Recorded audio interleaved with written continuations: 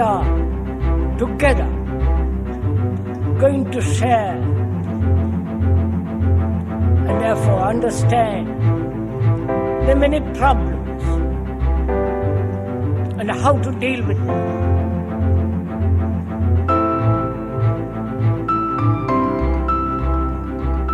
Our common ground,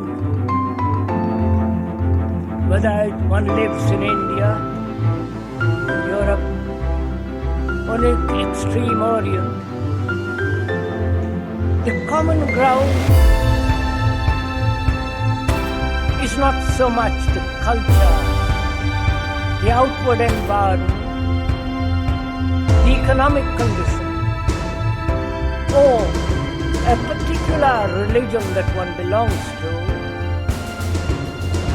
but rather wherever human beings are,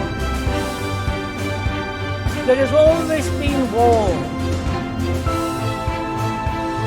There has always been sorrow, pain, suffering, and a great deal of fear.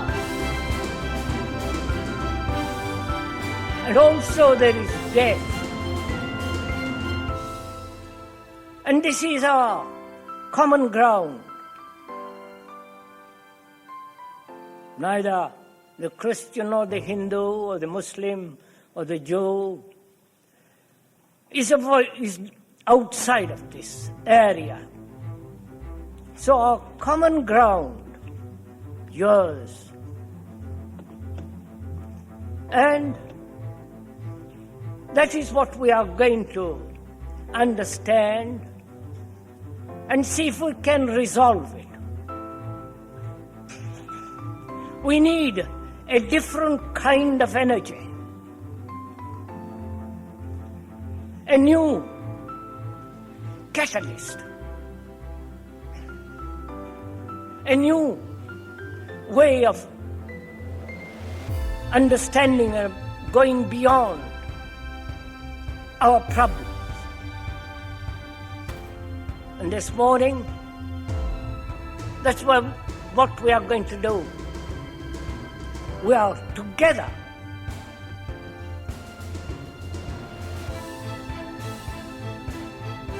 going to investigate, examine whether the human mind, your mind, can go beyond this constant aggression, wars, division, conflict, pain, and the fear not only of the present but of the future, fear of death, and also whether it's possible for a mind that really, seriously, not starting with any belief, any conviction, can discover for itself the absolute truth, the reality, whatever name you like to give to it. So, this morning, we are going to, together, please bear in mind that we are going to do it together. That you're not merely listening to a talk, to a series of words, but together share this problem of our existence and whether the mind can ever resolve all these problems that have existed for so many centuries. Because however much one may change the environment, the economic condition, different forms of government, different concepts of what truth is, if there is God or no God, it becomes very important. Seeing what the world is at the present time, whether a serious mind can go beyond all this. As we said, you may have a different form of government, different social structure from the outside. And invariably, the inner conquers the outer. So without radical revolution in the psyche, in the very structure and nature of our thinking, mere outward change will not transform man. Knowledge, and as we have plenty of knowledge, science, mathematics, biology, physics, and so on. There's a great deal of knowledge. One can add more to it, take away from it. But knowledge apparently has not transformed man. He remains what he is: suffering, competitive, ambitious, contradictory in his actions, frightened, and the pursuit of pleasure. This has been going on for thousands of years. And until man inwardly radically changes, brings about a total revolution in himself, mere outward change will not bring about an end to our sorrow, to our pain, to our anxiety, and so on. So that is our problem, which is whether man will change psychologically, bring about a total revolution in himself, given the right environment. We consider that changing the outward environment somehow is going to transform man. There's a whole section of society that believes in this. Change the outer, then that will somehow transform the inner.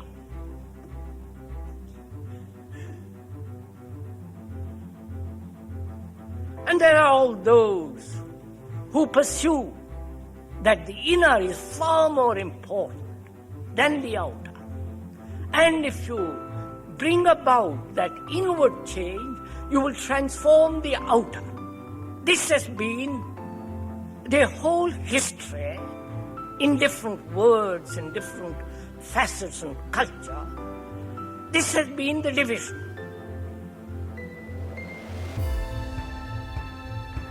Wherever there is a division,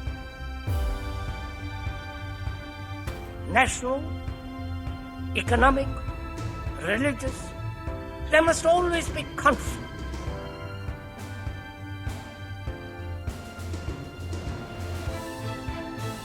And this division between the outer and the inner seems to me so utterly unreal.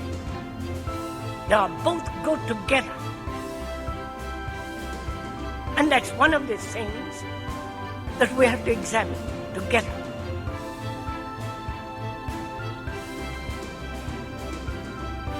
First, wherever there is a division, both inwardly and outwardly,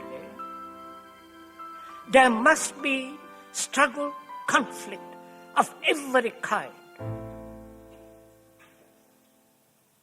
As is observed, as one can see, the division between the Jew and the Arab, between the Hindu and the Muslim, between various forms of ideologies. Wherever there is a division, inwardly and outwardly, there must be not only conflict, struggle, but war, fear, ambition, competition, and so on. This is an absolute fact, both psychologically and outwardly. Where there is a separation, there must be the ground upon which man fights. We are the result of the culture in which we live. You living in Italy, structure is built. Of that you are.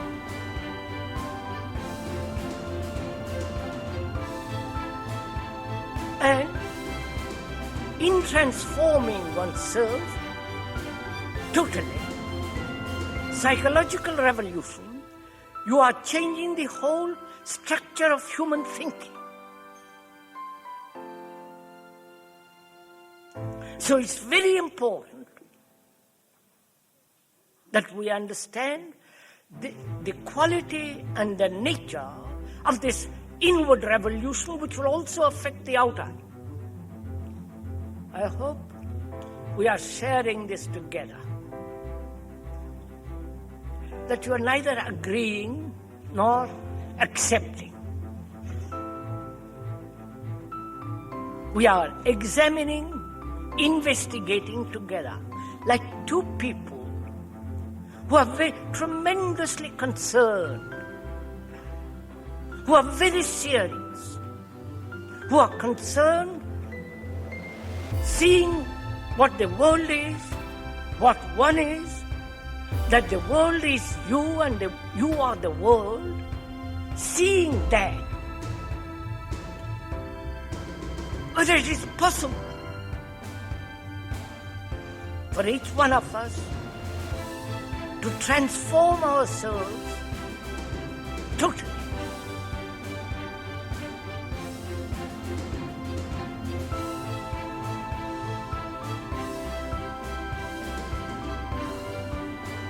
Man, it's you and I. We have lived for thousands of years. We are conditioned.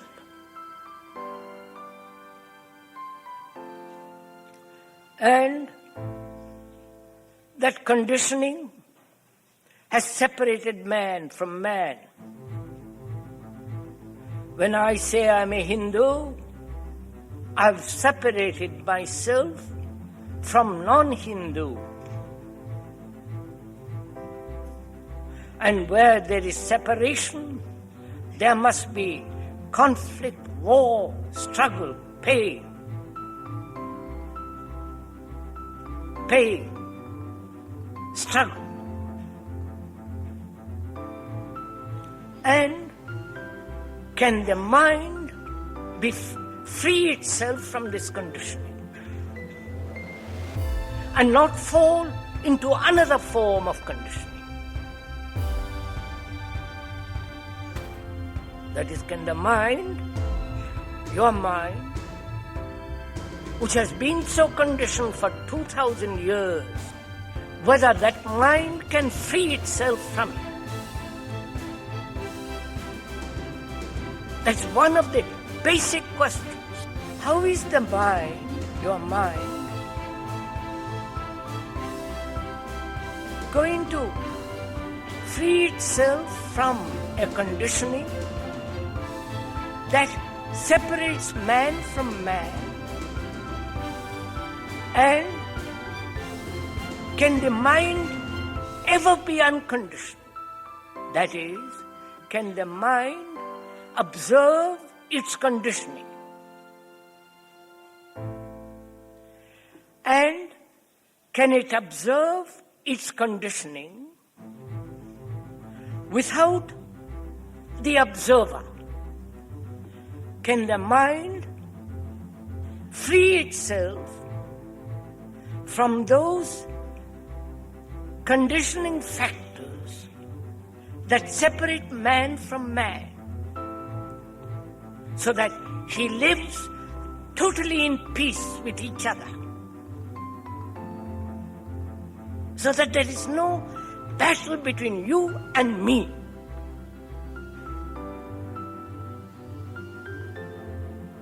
So that we can live in a world where there is no starvation, no war, no killing each other, and that it is only possible when a new type of energy comes into being.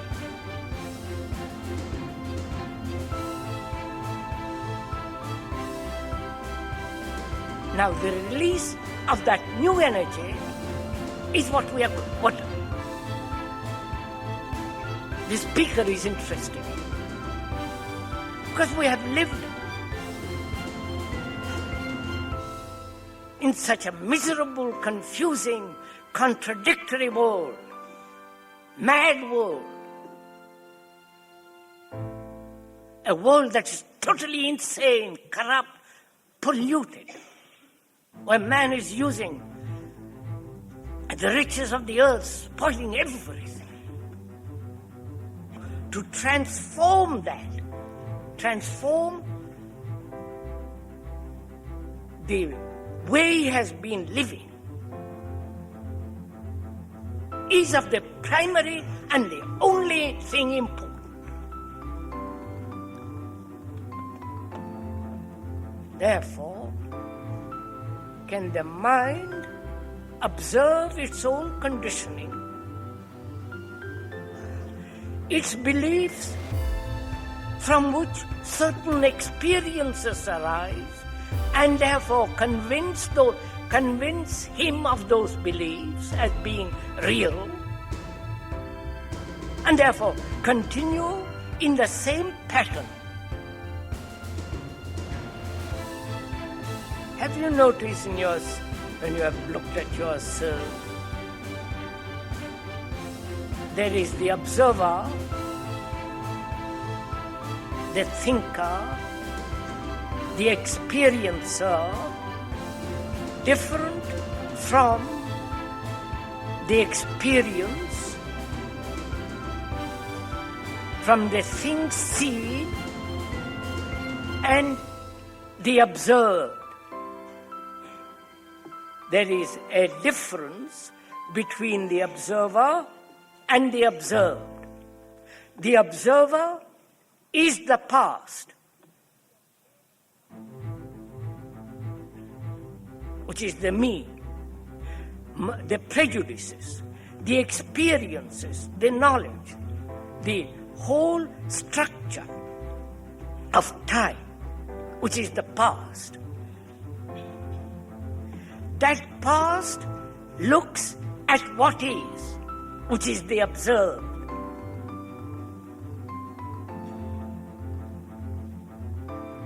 Now, is the observer different from the thing observed? We have accepted this division as a natural thing. To put it very simply,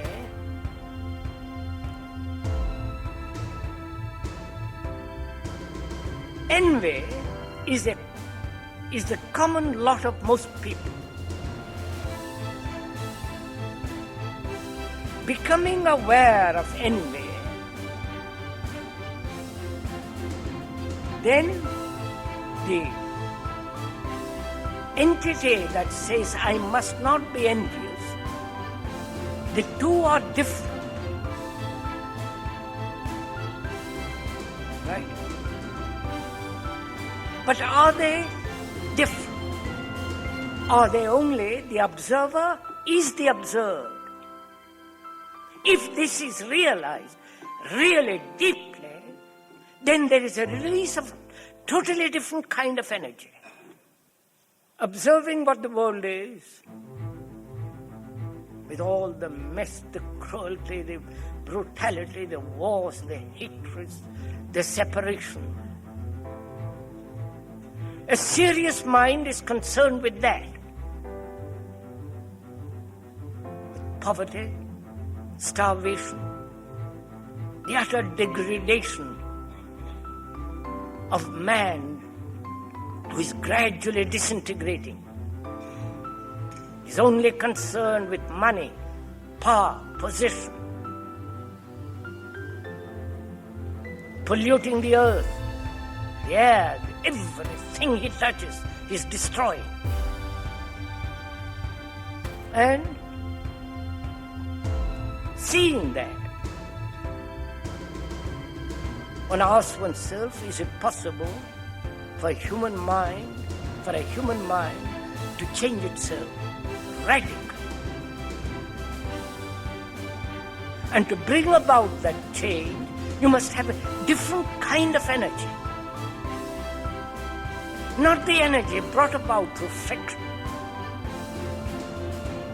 Not the energy that comes through the pursuit of an ideology and the conformity of that ideology in action, but an energy that is complete, whole, non-contradictory, and therefore non-personal. One must inquire into this question of who is the observer, who is the entity that says this must be and that must not be. Who is the entity that he places himself above, calling himself the soul, or whatever name you like to give to it. The thought is never new. Thought can never be free. It can imagine that it is free. It can create certain ideas about freedom, concepts, ideologies. But thought is always old, because thought is the response of memory. Memory being experience, knowledge.